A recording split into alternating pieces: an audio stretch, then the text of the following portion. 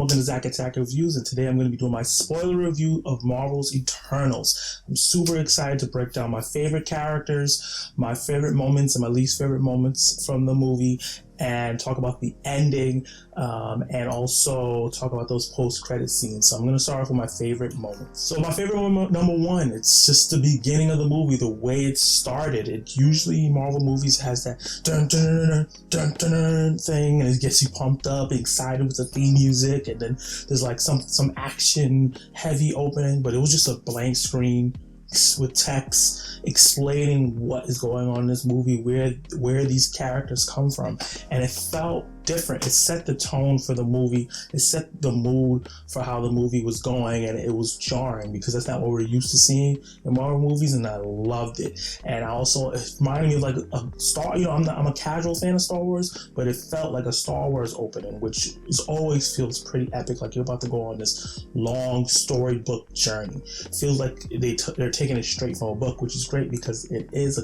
based on a comic book. So I really love the way it opened up with the text, and then the visuals of how the shit looked, and everything just opened so differently from all the other Marvel movies. Just any movie I've seen this year in general. The only thing I could compare it to is Dune.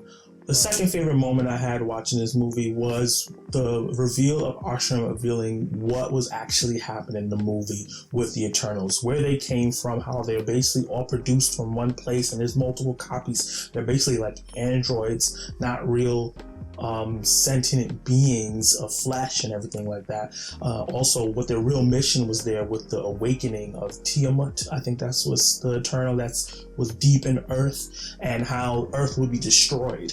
And it just blew my mind that this is where the story was going, and that's what these people were on Earth to do. They're not really heroes. They're toys for this god to use and reset anytime they wanted to. And I thought that was really interesting. We never got any kind of story like that, other than maybe like with Bucky as the Winter Soldier. He was being resetted every time and being used as somebody. This is like on a grander scale. This, he killed a couple people, but this is just the destruction of Earth, and the way it divided the Eternals, and how, they started to become heroes because of this. They decided, Earth was worth saving, and some people felt like Earth was not worth saving. And that dialogue and that back and forth was really great, because I had a conversation with people about how like they didn't understand why Ikaris was doing what he was doing. Why would he stick to the plan?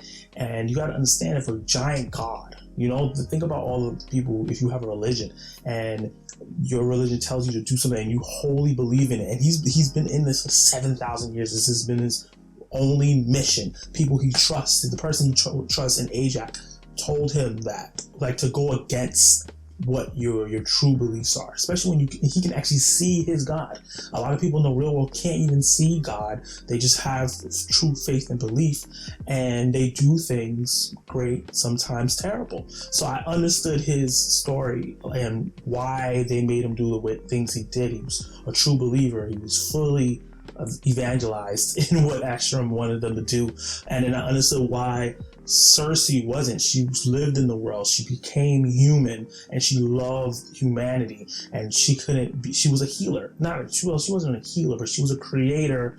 But she wanted to heal people. She was teaching young ones. It just made total sense why that divide was there, and why each character was just picking which side they wanted to be on. And I loved how each character just had a different position, but some of them, even with their differences, came together because knowing that they wanted to keep everybody on Earth alive. And some of them was just like, let's get this going, because this, we could just sacrifice this one world and build another billion worlds. What about all those people that are supposed to be alive? So it was just an interesting conversation. It didn't get, too deep into it, but I really, really loved the reveal and what it caused, the ripple effects in the movie. So the third favorite moment from this is when Ikaris is revealed to be the one that killed Ajax, and then the battle that ensued after that. This was a very pivotal moment specifically for me. When I was watching it in the movie theater, I remember having a very visceral, very, very visceral reaction to finding out and watching Ikaris kill Ajax. I think that was really important that the movie did not just tell, they showed what he did. I was so upset, and I don't even really know why I was so upset, especially since at that point, I didn't really care for the Ikaris character. I didn't think he was really that interesting compared to the other Eternals. I didn't think Richard Madden was doing a lot of great acting up until that point, until he picked up her body and he got angry, and then from then I was like, okay, he's doing a great job. But up until then, he was like my least favorite character. I was like, yeah, he's just a knockoff Superman. But I think I just cared about these characters so much after like an hour and a half of them doing it, seeing that family dynamic and how he was just so like a stick up in his ass, like he was better than everyone, and then he's the one that betrayed them. It just, I never had a reaction to a Marvel twist like that, and I think that was pivotal for me for making this movie like really, really good to great. And then that final battle scene with him versus the rest of the Eternals that decided to show up was so amazing to me, from the VFX to Makkari versus Ikaris, which I didn't expect, because they set him up as this strong badass that cannot be stopped, but it showed that if they worked together they could stop him. Everything that was going on, even with Sprite, and it was just amazing, and it's just all my senses was going off. I had the ultimate nerdyasm watching from that moment on. So the Ikaris reveal really was pivotal for me in terms of loving this movie. And the final moment that I think that was super pivotal for me to really, really care about this movie and really, really love it was the fact that when it ended and they put Tiamat, I believe his name is, that Eternal that was in Earth, to sleep, I was wondering, like, okay, is Ashram or any Celestial just going to let them do this and there's no consequences? That's going to be really weird, and it's going to be a little bit sour, because then there's like no consequences to their actions. They could just betray a god and do whatever they want. And then when he pops up at the end and he shows himself to everybody and just snatches them out into space, I was like, yes, thank you. You answered all my questions. Every question that I was going to have in this movie, later on in the movie, they answered, and that was the ultimate question. When they decided that they were going to go against him, I was like, you guys are going against the wishes of a little god. There has to be some type of consequences to this. And we saw it there, and it sets up in motion what's going to happen for the rest of the characters going on in the Marvel universe. And I'm really, really intrigued to see the rest of that story, and it really helped put a really good nail on this movie, and it was just really great seeing him, the scope, and all the people looking up in fear was amazing. So let's talk about my favorite characters. I'm going to rank my favorite characters in the movie. Number one is Phastos. I really, really enjoyed this character. The actor I've been a fan of. He's been in, a bunch of things. If you watch Atlanta, Playboy, Paperboy, that he was so great in that show, and he's great here. He plays a completely different person. He's been in Joker. He's just a very dynamic actor. He did a great job playing this engineer that can think up anything that he wants to and visualize it. It was just a really unique power that I haven't seen before, really. And he was like this person that just kept himself out of the conflict. He just wanted to live a normal life. And for him to come in at the end and put the work on Ikaris was just really great to see. He just wasn't there a thinker. He could fight as well, and he cared so much. And I think that another great thing about this movie was the representation that they had throughout the movie without putting in your face. It's been a big deal over the last 10 years of having representation, diversity in movies and television shows and media in general, video games, and so forth. And I think some people do it really great, and then some people just do it poorly, where they like, this is it. He was a gay character, but it wasn't that he was a gay character. He was a character that happens to be gay, and I think that's what it needs to be done to make these things normal. So I really liked that it wasn't just this big thing. He just had a husband, he had a son, and that was the thing. They kissed and they moved on, and everything made sense. It didn't feel like it was being forced. So between that, his cool powers, how funny he was, because he brought a different energy to the group once he was on screen, which was great, because the dynamics was starting to change when characters started getting killed off, and so some people started leaving the fight. So it was great when he came in. He was very sarcastic, very smart. He just thought different from everybody else. So he definitely was my favorite character in this movie. My second favorite character has to be Makkari. I really, really, really, really, really enjoyed her performance here. I'd never seen a deaf character in a superhero movie before, and the fact that she was so expressive and her body language carried almost all her acting with no dialogue.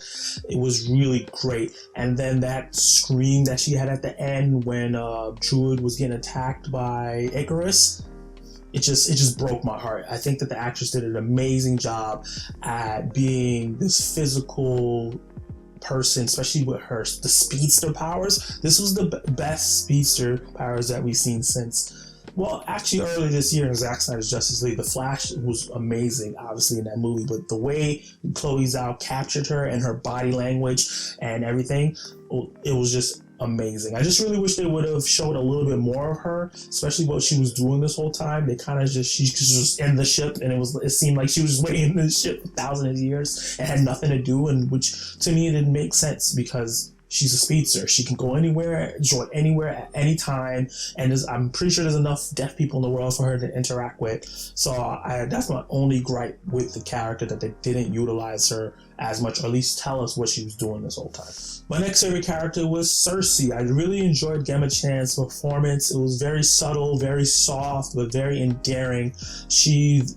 When you pair her up with Ajak, played by Salma Hayek, I think it was a great job of comparing the characters. Salma Hayek was a healer. She was the leader. She cared about humanity after a while. And Cersei's not a healer, she's a creator, but it's kind of the same thing. If you create, you care about stuff, and they had a very similar personality. Cersei just didn't have the experience or the confidence in herself, but Ajak saw that she could be a great leader. I like her interactions with all the other characters. I love her chemistry with Kit Harington's character.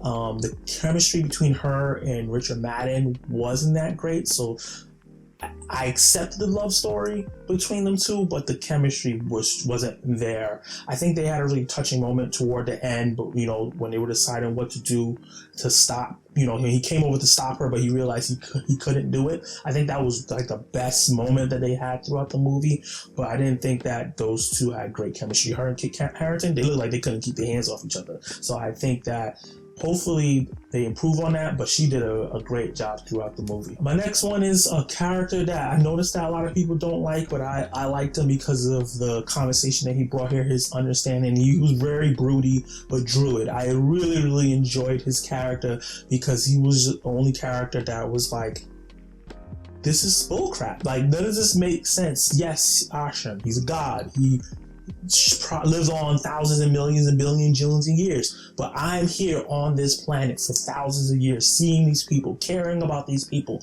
and they're telling me not to help them. And he had such a good heart, but he was going about things the wrong way. If you take away people's freedom of will, are you really helping them? They can't choose to do things, they're just trapped inside their bodies while you're telling them what to do. You're keeping them safe, but they're not getting to live. So I really like that gray area, that dynamic. It felt kind of a little bit like Loki. He's like in Avengers 1, where he said that you guys are unruly, you guys kill each other, so I'm going to give you order, I'm going to control you, but there's no freedom. They're not going to be happy under that rule. So I really enjoyed his power set because it was so different from everybody else. I enjoyed what he was saying, especially when he found out that everything has been a lie, because it kind of seemed that he felt that way throughout. I just wish we got to see a little bit more of him once he left everybody when they were arguing about what to do with Thena. He kind of just left and seemed like he took control of everybody, and then we didn't get to see him again. I think that's like one of the only small gripes I have with this movie. That is like a lot of parts that I wish I've gotten to see, but we couldn't, because we couldn't spend too much time, because the movie was already 2 hours and 40 minutes on each character's past. So, but I really enjoyed Druig's performance, especially at the end when he busted Sprite over the head. It was just so unexpected. It's so funny because all these people are super powered. We've seen all this fast speed and laser eyes and gold stuff, and he just comes with an old-fashioned rock to the head. One of the funniest moments I ever laughed out in a movie theater in my life. Yeah, and right after him is Sprite. I just really like the dynamic between I'm gonna put Sprite and Kingo together. I think that these two brought a lot of comedy to the movie, and also their dynamic of, these characters are immortal. What happens when you are immortal? What advantages do you have, and what disadvantages do you have? And I think both these characters mirrored that really well, because she's stuck in a kid's body, but she's an adult, clearly thousands of years old, so she can't technically date someone that looks her age, because it would be weird. She's not actually that age, and she can't date older people because she looks like a kid. So that's the disadvantage of living forever but looking that way. While Kingo, on the other hand, played by Kumail, and he was hilarious. He was really great. Brought a lot of energy before Phastos came in. He took advantage of it, playing himself, his grandson, his grandfather, and then himself over and over, and it being lucrative because he was at like his peak age. So he never looked too much older. It was really, really good, and I liked it. Just her Sprite's and Kingo's dynamics was really great, and their dynamics with everybody else was really fun. Their power sets was really fun to see on screen, and I just saw this funny thing when somebody said that Sprite is basically an incel because she wanted to say, hey, just blow up the planet and let's reset, because if I can't have sex with nobody, then nobody should be able to have sex with nobody. I just thought that was hilarious, but understandable. 7,000 years and you've seen everybody having fun and being in love, and you can't be. Yeah, I totally understand that. And I loved Kingo being like, you know what, I believe in Ashram, I believe in Ikaris, but I also care about these people because I've lived with them for a long time. I don't want to fight my family, so I'm not choosing sides and leave. I thought a lot of people think that was a weak moment, but I think that was an honest, realistic thing. That is a thing that people would do, and it makes sense for him. He wasn't a fighter. He didn't want to fight. He wanted to just live his life.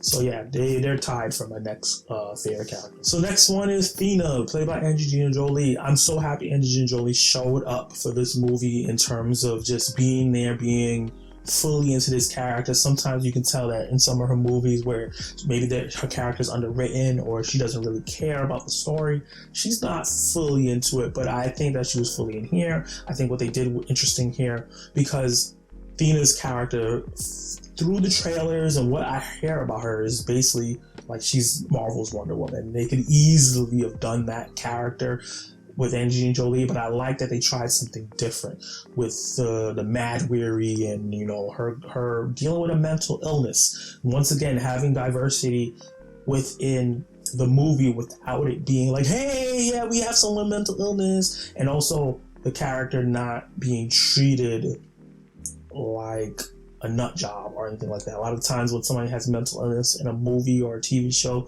they're treating less than. She wasn't treated less than. She was treated as an equal. Somebody that's just going through something that's just out of her control. She just needs some extra attention. And I really enjoyed that. They could have made her this badass warrior princess that killed everybody, but that wasn't the point of the movie, and that wasn't the point of the character. And I feel like this is something that's going to continue on as these characters move on to whatever else they're going to be going through.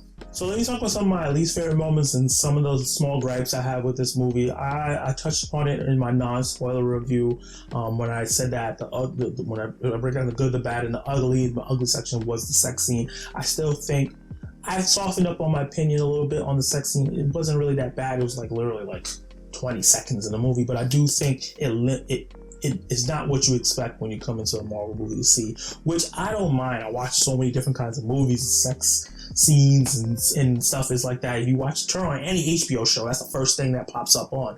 But I understand this is not HBO, it's Disney, it's Marvel. People expect a clean movie, which is really weird because, they're shooting people, they're killing people.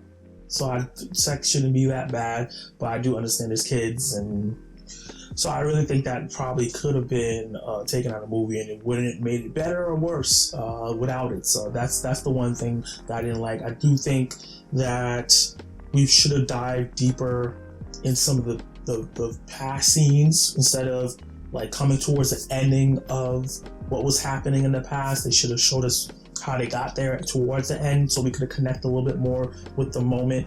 I think that personally, for me, it was fine, but I understand that it could have, maybe some other stuff could have been cut here and there to give more moments to those moments so that we can really understand and see how rooted they were in the world and why they cared so much. Other than that, and the terrible CGI in the after credit scene with People or the leprechaun thing that was with Star Fox, I think that everything else just worked for me. Like I said, it's just not diving deep into some of the themes. Obviously they couldn't, and also just not giving us as much as we wanted in each pass scene. But the movie was 2 hours and 40 minutes.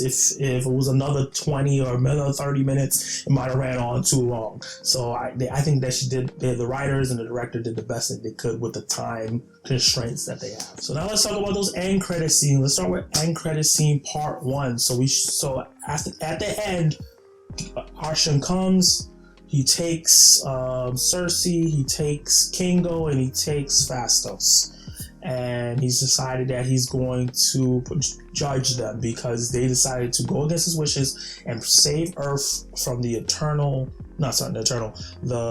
Celestial from destroying it, using its energy and creating another couple of planets with life on it. So he's going to use their memories and see if they, or everything that they saw, makes Earth worth judging. And I thought that was amazing because that automatically sets up a new threat for us to see later on. We already have the potential of the Thunderbolts. We already have Kang the Conqueror is coming. We know that already. And now we have this as well. Also all the multiverse craziness that's going on. So there's so many different things going on in the MCU, but it's clearer now with what's going to be the end game. It's going to be the Celestials. So I'm really excited to see where it takes us. And then going into the end credits, we got to see the Eternals that didn't stay on Earth and didn't get taken, Thena, Makkari, and Druig. And they get approached by this weird leprechaun thing that looks like PS2 graphics, and the surprise new cast member, the new person in the MCU, playing Thanos' brother, Harry Styles, playing as Star Fox, aka Eros, which is really, really interesting. Within the comic books, Thanos and Eros are Eternals, but Thanos has the deviant gene in him, so he's like half Eternal, half deviant. He's different, so he's not totally like the deviants, because in this movie they show that the deviants are made to destroy, and they just did too much. So that's probably why, instead of doubling resources or anything like that with the gauntlet, he decided to destroy half because that's just in his nature. But his brother is just the opposite. He doesn't look like a purple nutsack like Thanos does. He's this pretty boy that's charming, and he lures you in, and his powers, he can control your emotions and make you feel the things that he wants you to feel at the moment.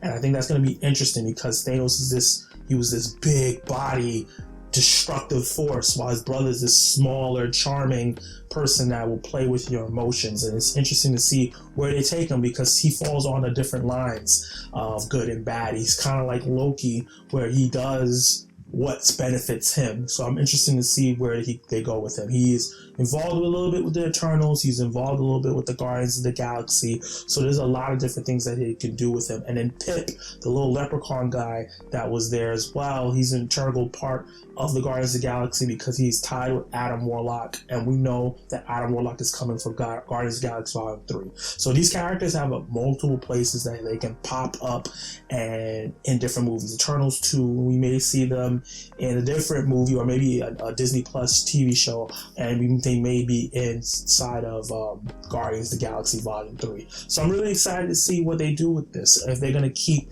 all the powers and personality from the comics for Eros/Star Fox, or they're going to play with it a little bit, because he did some weird stuff in the comic books as well. So I don't think they're going to go as far as the comic books did, but I'm really excited to see where they go.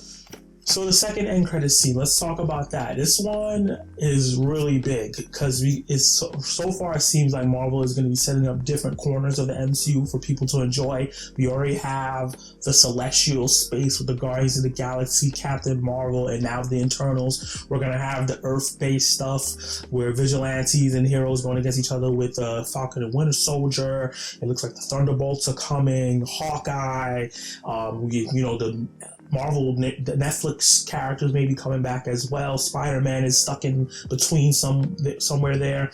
But we also may be getting a horror corner. Doctor Strange's Multiverse of Madness is going to be a horror movie.